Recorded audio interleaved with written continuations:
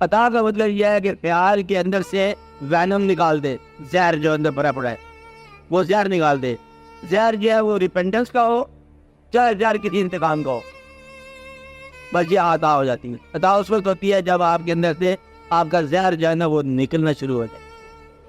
انسان زہریلا ہے نا، کبھی انتقام میں زہر ہے، کبھی کسی اور بات میں زہر ہے. تو اگر آپ کو زہر سے آزاد کر دیا جائے پھر آپ تو فرشتہ ہے، فرشتہ کا چاہے آپ ہم زہر نکل جائے.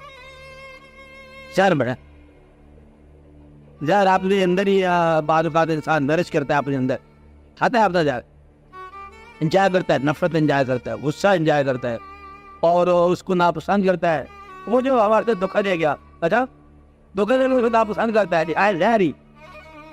تو اگر دھوکہ دینے والے کو انسان سمجھ کے معاف کر دو تو پھر زہر ختم ہو جائے گا. معاف کرنے والا اگر آپ معاف کر دو تو پھر زہر ختم ہو جاتے ہیں.